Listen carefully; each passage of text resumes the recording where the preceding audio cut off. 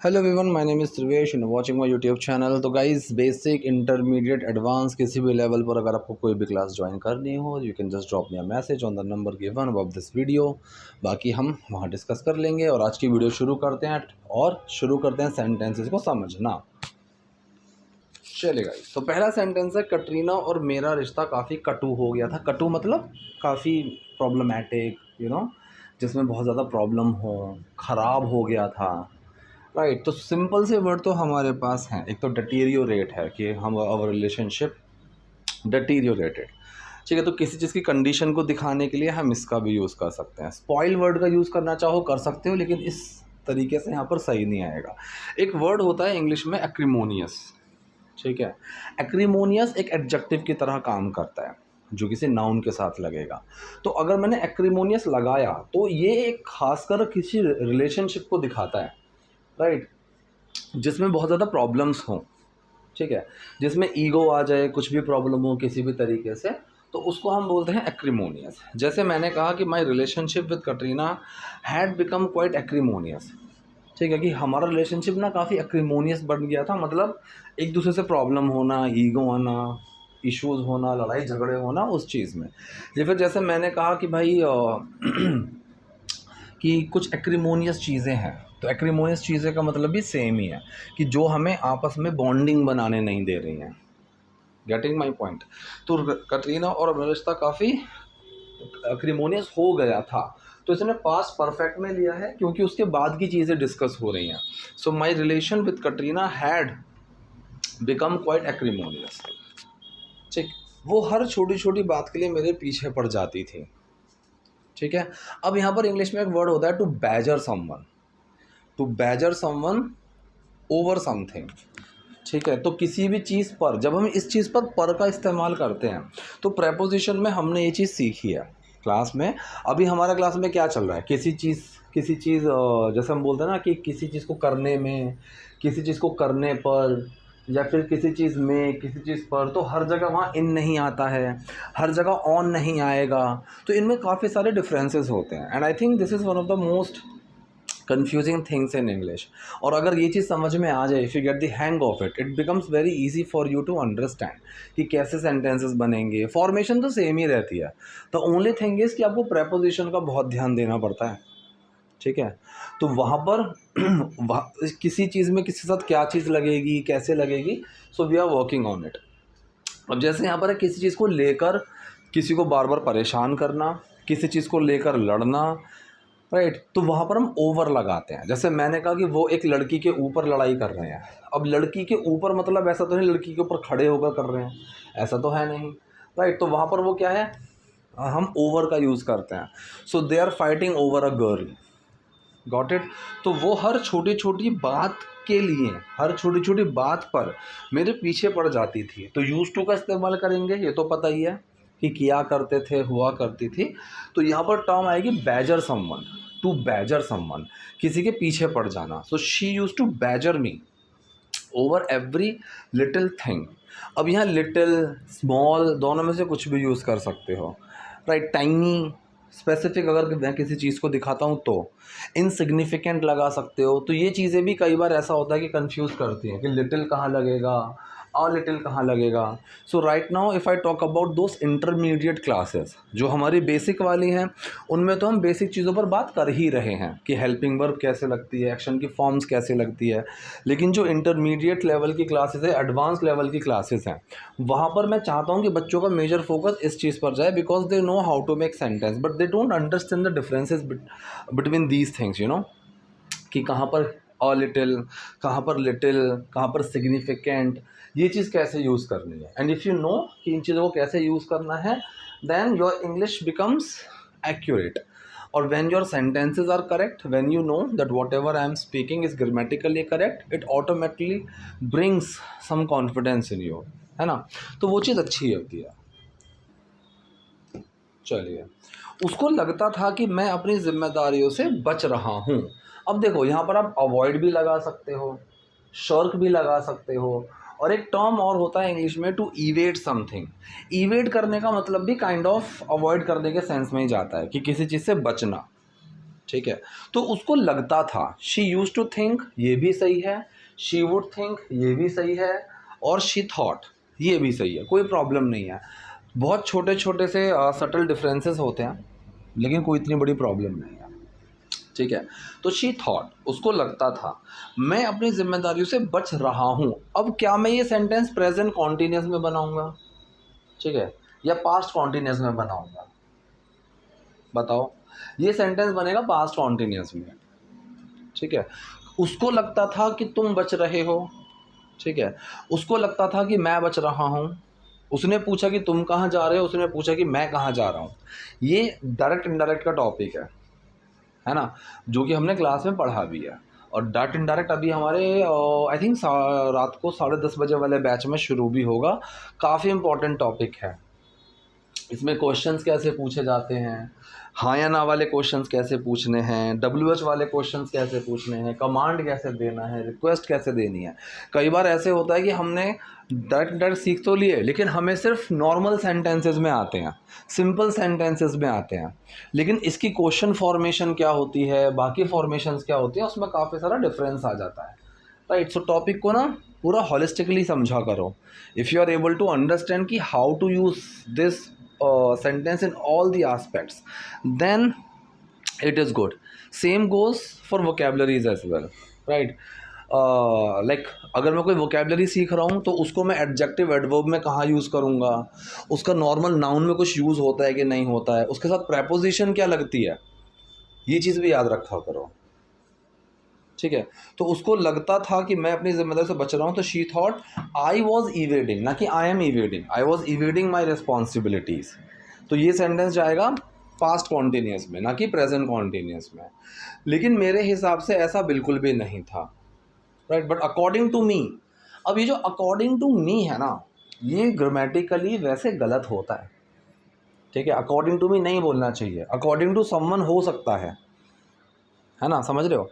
According to me की जगह according to someone कर सकते हो। अकॉर्डिंग टू, अगर आप कोई बुक या फिर कोई आर्टिकल कुछ रेफ़र कर रहे हो तो वहाँ पर आप अकॉर्डिंग का यूज़ कर सकते हो, लेकिन कोशिश करो कि आप try not to speak according to me. ठीक है, सो अकॉर्डिंग टू मी यहाँ पर बोल दिया है, चलो लेट इट बी। ऐसा बिल्कुल भी नहीं था, that was not the case at all. At all क्यों लगा? एट ऑल यहाँ पर सेंस लेकर चलेगा, बिल्कुल भी। So in my opinion, according to me की जगह हमें क्या लिखना चाहिए? In my opinion, as far as I think, that was not the case. ऐसा नहीं था एट ऑल, बिल्कुल भी। So that was not the case at all, ऐसा बिल्कुल भी नहीं था। मैं हमेशा अपनी हद से आगे जाकर उसके लिए जितना हो सकता था उतना करता था। अब यहाँ पर एक बहुत ही इंपॉर्टेंट टर्म आ गई है कि अपनी हद से आगे बढ़कर, राइट, अपनी लिमिट्स को पुश करना थोड़ा सा। तो इंग्लिश में एक टर्म होता है टू पुश द एनवेलप, जिसका मीनिंग सेम ही होता है कि हमेशा अपनी औकात से ज़्यादा करना, अपनी हद से ज़्यादा करना, है ना। So I always pushed the envelope and did, मैंने हमेशा अपनी हिम्मत से ज़्यादा किया, and did as much as I could for her, और जितना हो सकता था उसके लिए मैंने उतना किया। ठीक है, ये एज का टॉपिक गाइज सबका क्लियर होना चाहिए, बहुत इंपॉर्टेंट चीज़ है ये, बहुत ज़्यादा। ठीक है, इससे बहुत ज़्यादा सेंटेंसेस बनाए जाते हैं।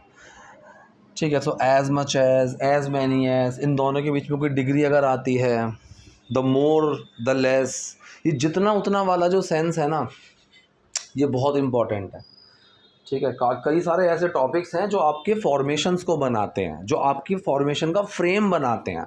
वो फ्रेम अगर पूरा बना हुआ है, then it is very easy to make some sentences even by using some makeshift things. But if you don't have that frame, you will not be able to make sentences. Things will not in the places. ठीक है, and then you won't be able to make your sentence. तो ये as का जो topic है ना, जितना उतना, ये बिल्कुल उसी तरीके से इम्पॉर्टेंट है। इसमें कई सारे तरीके होते हैं, काउंटेबल नाउन होता है, नॉन काउंटेबल नाउन होता है। कई बार कुछ सेंटेंस ऐसे होते हैं जिसमें एज का यूज़ होगा ही नहीं, राइट। तुम जितनी मेहनत करोगे उतने ही सफल बनोगे। दिमाग क्या कहता है, जितना उतना आ गया एज लगा दो, यहाँ एज आना ही नहीं है, राइट। यहाँ पर द मोर द लेस वाला टर्म यूज़ होता है। तो इस चीज़ की क्लैरिटी होनी चाहिए। तो सेंटेंस क्या बना, I always push the envelope and did as much as I could do for her. जितना मैं कर सकता था, राइट, जितना ज़्यादा मैं कर सकता था, तो वहाँ पर हम एज मच एज का यूज़ करेंगे क्योंकि अनकाउंटेबल नाउन है। ठीक है, चलो, मुझे चीज़ों का ज़्यादा मुझे चीज़ों का ज़्यादा तामझाम करना पसंद नहीं है। ठीक है, अब यहाँ पर इंग्लिश में बहुत ही कॉमन टर्म है to make a fuss about something, to make a fuss about something. ठीक है, तो यहाँ पर अबाउट यूज़ होता है। So I don't like to make a lot of fuss about things, या फिर I don't like making a lot of fuss about things. मुझे चीज़ों का ज़्यादा तामझाम करना पसंद नहीं है। ठीक है, या फिर जैसे मैंने कहा कि मुझे ना ज़्यादा तामझाम नहीं चाहिए, एक बहुत ही सिंपल सी मॉडेस्ट सी पार्टी चाहिए, right. So I don't want this kind of fuss, right. So I don't want a lot of fuss at that party, I just want a very modest one. ठीक है, modest मतलब basic सी simple सी party चाहिए, मेरे को ज़्यादा तामझाम नहीं चाहिए। ठीक है, so what is all this fuss about this movie. इस मूवी को लेकर ये सारी फस क्या है, क्या तामझाम सा मचा रखा है लोगों ने, शोर शराबा सा मचा रखा है। मुझे एक साधारण और शांत जीवन जीने में मज़ा आता है। ठीक है, so I enjoy living a simple low-key life. तो लोकी का सेंस भी सेम ही होता है जैसे मॉडेस्ट का होता है ना। तो लोकी भी एक एडजेक्टिव ही है जो किसी चीज़ को दिखाता है कि बहुत ही बेसिक सा, right. That was a Loki party. तो लोकी पार्टी का मतलब क्या हुआ कि वो बहुत ही नॉर्मल बेसिक सी सिंपल सी पार्टी थी, कुछ ज़्यादा देर was not like it was not all the first there, right. So that was a very lowkey party. तो लोकी का मतलब भी सेम ही होता है, काफ़ी बेसिक सा, काफ़ी सिंपल सा। ठीक है, और मैं किसी से ज़्यादा उम्मीद भी नहीं रखता। ठीक है, मैं ज़्यादा किसी से एक्सपेक्ट भी नहीं करता। तो किसी से उम्मीद रखने को क्या बोलते हैं, to expect from someone. Expect के साथ क्या बोलते हैं, प्रपोजिशन क्या लगाते हैं, from. I did not expect this from you, ऐसे बोलते हैं ना। तो ऐसे याद रखने की कोशिश किया करो, सिर्फ आपको एक्शन याद नहीं रखना है, कोशिश करो कि उसके साथ प्रपोजिशन क्या लगती हैं वो भी याद रहे। जैसे सिर्फ थिंक नहीं, थिंक के साथ ऑफ कब लगेगा, अबाउट कहाँ लगेगा, फॉर कहाँ लगेगा, वो चीज़ें क्लियर होनी चाहिए। सिर्फ एक्शन क्लियर नहीं करना है। अगर आपने प्रेपोजिशंस क्लियर नहीं की, so those prepositions are going to create many confusions for you on the contrary. ठीक है, तो जब भी आप कोई वोकेबलरी याद कर रहे हो, इफ़ यू आर यूजिंग, अगर देखो कोई एडवर्ब है, एडजेक्टिव है, that's a different case. But if you are using some verb, if you are learning some verbs, then you should know कि ये वर्ब्स को हॉलिस्टिकली कैसे यूज़ करना है। ठीक है, क्या इस वर्ब से कोई एडवर्ब भी बनता है, कोई एडजेक्टिव भी बनता है, प्रेपोजिशंस क्या लगती हैं, अलग अलग प्रेपोजिशंस को कैसे यूज़ करना है। So rather than learning 10 words, you can just learn 1 or 2 words, but you should know all the uses of those words, then that is productivity. ठीक है, so I don't expect too much from anyone. मैं किसी से ज़्यादा उम्मीद नहीं रखता। तो प्रेजेंट इंडेफिनिट सेंटेंस है। So I do not expect too much, बहुत ज़्यादा, फ्रॉम एनी वन। मुझे जो चीज़ पसंद नहीं आती उसे देखकर मैं कभी मुंह नहीं बनाता। सो आई नेवर फ्रॉन अपॉन, बहुत ही यूजफुल एक एक्शन वर्ब ही है फ्रॉन, साथ में इसके साथ प्रेपोजिशन लगती है अपॉन। सो फ्रॉन अपॉन समथिंग का मतलब होता है किसी चीज़ को देखकर मुंह बनाना, भवें सिकोड़ना, वो चीज़ होती है। ठीक है, जैसे मैंने उसको देखा, यार कैसा इंसान है ये, मैंने अपना मुंह बना लिया, इस चीज़ को बोलते हैं, राइट। उसको बोलते हैं फ्रॉन अपॉन, कि मैंने किसी को कोई बात सुनी, मैंने कहा कितनी ख़राब बात बोली है ना इसने, तो वो चीज़ होती है फ्रॉन करना। So I never frown upon anything, मैं किसी भी चीज़ पर मुंह नहीं बनाता। I don't like that, I don't like that नहीं भी लगाओगे तो भी चलेगा। I never frown upon anything I don't like, ये सेंटेंस भी सही है। I never frown upon anything that I don't like, तो किसी चीज़ को देखकर मैं भवे नहीं सिकोड़ता, मुंह नहीं बनाता जो चीज़ मुझे पसंद नहीं है। ठीक है, चलो, अभी पता है क्लास में क्या हुआ, one of my students is there, बहुत अच्छा स्टूडेंट है। तो उसने कहा, हम एक बुक रीडिंग सेशन कर रहे थे, तो उसने कहा कि सर कोई ना ऐसी, ये वाला तो बुक का जो था वो बहुत सिंपल सा था, कोई मुश्किल बुक का पेज होना चाहिए, हम उसको डिस्कस करते हैं। मैंने कहा ठीक है, काम करो, मैंने काफ़ी सारे पेजेस पढ़े, तुम मुझे कोई मुश्किल बुक का पेज दो जिसमें तुम्हें नहीं समझ में आ रहा, 4-5 वोकेबलरीज या 8-10 वोकेबलरीज मिल रही हैं, सेंटेंस का स्ट्रक्चर मिल रहा है जो समझ ही नहीं आ रहा, ऐसा पेज तुम मुझे भेजो। कह रहा कि हाँ सर मेरे पास काफ़ी सारे हैं, उन्होंने बोला मुझे। तो उन्होंने फिर अगले दिन मुझे चार पेजेस भेजे थे आई थिंक ग्रुप में, उन 4 पेजेस को मैंने पढ़ा और मुझे ऐसा कुछ लगा ही नहीं कि इन 4 पेजेस में ऐसा कुछ है that I had not taught them, right, या फिर दैट आई कुड फील कि with these sentences they might have some problems. So in the class I asked the same thing to that person, right, कि क्या था इसमें जो तुम्हें नहीं समझ में आया, and then even he said the same thing कि सर ऐसा कुछ था ही नहीं. After sending you these pages I also went through those pages and then I realized कि there was nothing that I don't know, right, everything I know and everything I can understand in these pages. तो वही मैं बार बार बोलता हूँ, English is very simple. Although India में उन सब लोग ये समझते हैं कि अगर हम भारी भरकम कुछ वर्ड्स यूज़ करेंगे, कुछ बहुत ही एडवांस स्ट्रक्चर्स के सेंटेंसेस यूज़ करेंगे, so we will sound very good, but that's not actually true. Because if you see the people who are natives, right, who are speaking English on daily basis, so their sentences are very simple. You watch any English movie and just see their subtitles. Sara khelna, it's all about formation, and we are lacking formation only, and we don't know how to use formations. Rather than running after formations, we are running after vocabularies and structures. Advance चीज़ें ये सब नहीं, वो चीज़ें तो आ ही जाएंगी. हिंदी भी देखो हम कितना सिंपल ही बोलते हैं. We are not using many fancy words in Hindi, though we have, हमारे पास हैं हिंदी में बहुत ही अच्छे अच्छे वर्ड्स हैं, लेकिन हम जनरली स्पोकन में उनका यूज़ नहीं करते हैं. सेम गोज़ फॉर इंग्लिश, उनके पास भी हैं बहुत अच्छे अच्छे वर्ड्स, राइट, और काफ़ी वर्ड्स ऐसे हैं that they don't even know the meaning of. It's not like कि अगर वो नेटिव स्पीकर्स हैं so they know everything in English. Do you know everything in your native language, be it Hindi और any other language? No we don't. Hindi में भी नहीं समझ में आता है ना. सो अगर आपको कोई चीज़ अच्छी लगती है, इफ़ यू लाइक समथिंग, तो आप वो करो, go ahead and do it, या फिर simple do it. So go ahead का मतलब ओके आगे बढ़िए और करिए, तो वो वाला सेंस आ गया. So if you like something, अगर कोई चीज़ आपको पसंद है, समथिंग लिखना है, एनीथिंग नहीं लिखना है. समथिंग एनीथिंग में डिफरेंस है. So if you like something, go ahead and do it, आगे बढ़ो और उसको करो. अगर मुझे कोई चीज़ अच्छी लगती है, इफ़ आई लाइक समथिंग, अगर कोई चीज़ मुझे अच्छी लगती है तो मुझे वो करने दो, let me do it. Simple formation है, कुछ ज़्यादा गड़बड़ नहीं है. So if I like something, अगर कुछ मुझे अच्छी लगती है तो लेट मी डू इट, मुझे वो करने दो. ना मैं तुमसे कोई उम्मीद रखूँ, ना तुम मुझसे कोई उम्मीद रखो. ऐसे सेंटेंस में हम should, can, do, in terms का यूज़ करते हैं.